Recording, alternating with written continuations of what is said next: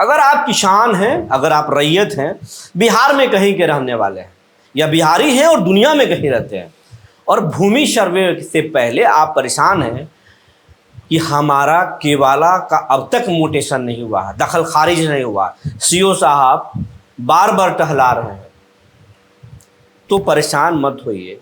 ये सिर्फ आपकी परेशानी नहीं है, बल्कि बिहार के लाखों किसानों की ये परेशानी है। और अब आपकी परेशानी बिहार के जो सीओ हैं उनकी परेशानी बन गई है, क्योंकि सरकार अब सख्त हो चुकी है और बिना मोटेशन सर्वे नहीं होगा।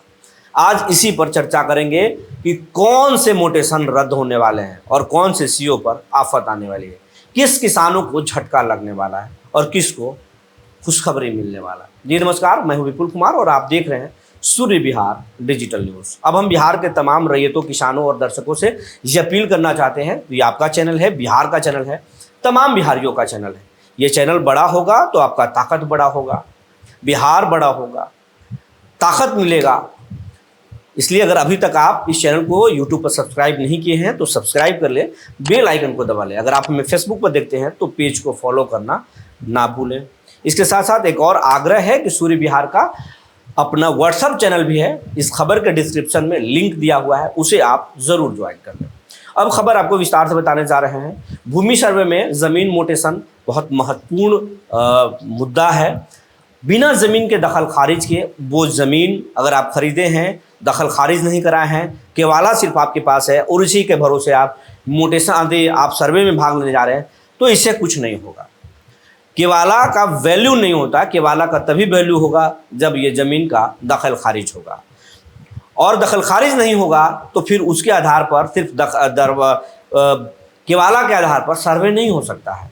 इसके लिए दखल खारिज होना बहुत ज़रूरी है और बिहार के सभी सीओ पर दबाव दिया गया है कि जितने भी दखल खारिज के मामले हैं उसे जल्द से जल्द निपटाएं, नहीं तो आपको निपटा दिया जाएगा। करीब 350 सीओ पर का वेतन रोक दिया गया है, 350 सीओ पर कार्रवाई कर दी गई है। दर्जनों सीओ को कहा गया है कि विभागीय कार्रवाई कर देंगे, आपका रिपोर्टेशन खराब है, आपका रिपोर्टिंग खराब है, आप काम नहीं कर रहे हैं, ये स्थिति है। लेकिन सीओ बोल रहे हैं कि साहब ज़मीन में खराबी है, केवाला में खराबी है, तो हम मोटेशन कहाँ से कर दें। अगर जो व्यक्ति ज़मीन लिखा है अगर उसका ही ज़मीन नहीं है तो फिर हम दूसरे के प्लॉट, दूसरे के खाते और प्लॉट से ज़मीन कहाँ से हम दे दें। परेशानी ये है।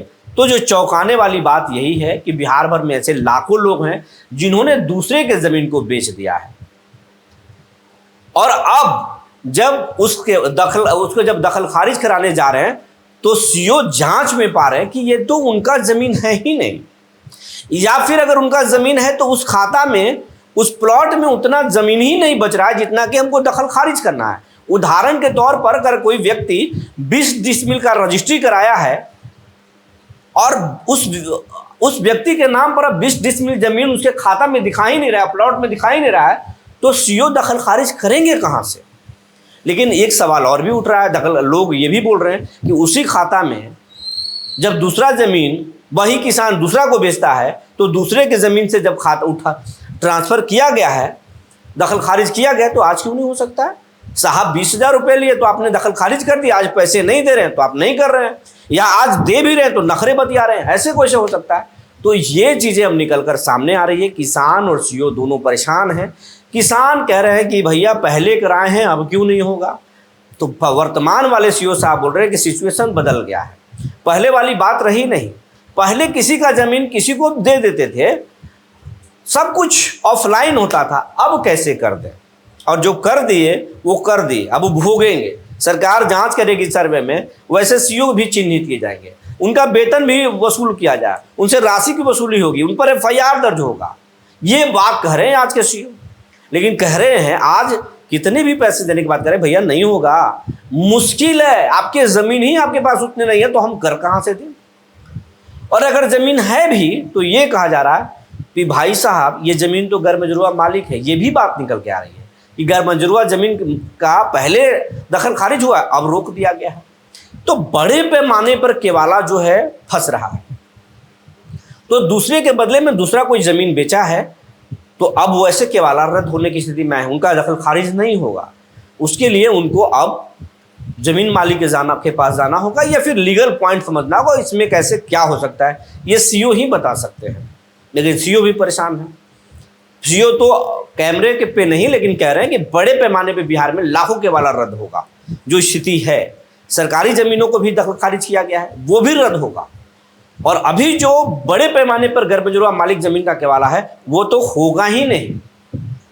और जिस केवाला में कुछ होने वाला है उसी में कुछ गिफ्ट भी ले रहे हैं, उपहार भी ले रहे हैं। लेकिन जिसका नहीं होने वाला उसमें उपहार से भी काम नहीं चल रहा। तो बड़े पैमाने पर बिहार में केवाला रद्द होने वाला है। अगर आपके पास आप भी जमीन लिए हैं तो सबसे पहले आप म्यूटेशन करा लीजिए, चले जाइए, आप देख लीजिए कि आपका जमीन सही है या नहीं। वरना अगर आप अभी तक लापरवाह बने हुए सोच रहे कि सरकार अब चुनाव में आ गई, सर्वे नहीं होगा, भाई साहब सर्वे तो होगा, चुनाव से पहले नहीं हो तो चुनाव के बाद में होगा। लेकिन ये जमीन अगर गड़बड़ है तो म्यूटेशन नहीं होगा। और मजबूत सरकार आने वाली है, चाहे जिसकी भी है मजबूती से आएगा। और इस बार तो सर्वे होकर ही रहेगा। इसलिए सबसे पहले आप जाकर अपना ज़मीन का म्यूटेशन करा लीजिए। नहीं होगा तो लीगल पॉइंट समझ लीजिए, वरना दिक्कत होने वाला है। अब सरकार बड़े फरमान लेकर आने वाली है, एक समय सीमा तय होने वाला है। उस समय सीमा के अंदर में तमाम ज़मीनों के दखल खारिज करने होंगे। अगर उस दौरान नहीं हुआ तो फिर आपको मौका नहीं मिलेगा। जो जानकारी निकल कर आई थी हमने आपको बता दिया। तब तक के लिए धन्यवाद।